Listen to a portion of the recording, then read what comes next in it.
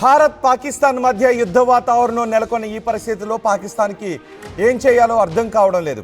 అందుకే పాకిస్తాన్ ఏ ఆప్షన్స్ ఉన్నాయని వెతుక్కుంటూ ఉంది. ఉన్న అన్ని ఆప్షన్స్ని కూడా ఉపయోగించుకోవాలని చూస్తోంది. ఇతర దేశాల దగ్గరికి వెళ్ళింది. తటస్థ వేదికపై విచారణకు మేము సిద్ధము, కానీ భారతదేశమే మాపై అసత్యాలు చెప్తుంది, మాపై నిందలు మోపుతోంది అని పాకిస్తాన్ చెప్పే ప్రయత్నం చేసింది. కానీ పాకిస్తాన్ని ఏ దేశాలు కూడా నమ్మలేదు. టర్కీ, బంగ్లాదేశ్ లాంటి దేశాలు తప్ప ఇతర ఏ దేశాలు కూడా నమ్మడం లేదు. ఇటు చైనాకు అవసరం ఉంది కాబట్టి కొంత చైనా ఆ దేశానికి ఆయుధాలను సప్లై చేసే అవకాశం ఉంది. కానీ ప్రపంచ దేశాలన్నీ కూడా భారత్కే సపోర్ట్ చేస్తున్నాయి. దౌత్యపరంగా పాకిస్తాన్ని భారతదేశం ఒంటరిని చేస్తూ ఉంది. అదే సమయంలో మనం యుద్ధానికి కూడా సిద్ధమవుతూ త్రివిధ దళాలని మొత్తం సరిహద్దుల్లో మోహరించి ఉన్నాం. యుద్ధ సన్నద్ధతను చేసి ఉన్నాం. ఇప్పటికీ పాకిస్తాన్ ఆలోచిస్తూ ఉంది మేకపోతు గాంభీర్యాన్ని ప్రదర్శిస్తూ ఉన్న ఆప్షన్స్ ఏంటి అని.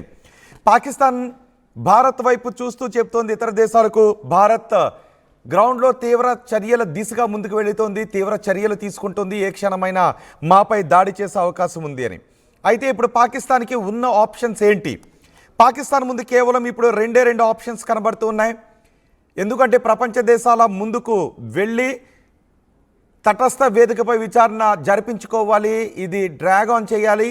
ఇతర దేశాల చొరవతో భారత్ పాకిస్తాన్పై తీవ్ర చర్యలు తీసుకోకుండా నిరోధించాలి అని చేసిన ప్రయత్నాలన్నీ విఫలమైపోయాయి.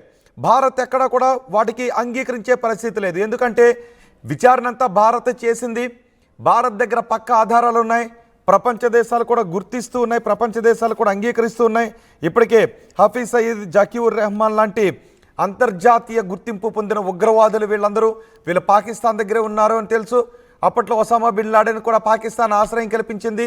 అమెరికా పాకిస్తాన్కు వచ్చి మరి అంతమొందించి ఒసామా బిన్ లాడెన్ని సముద్రంలో కలిపేసింది.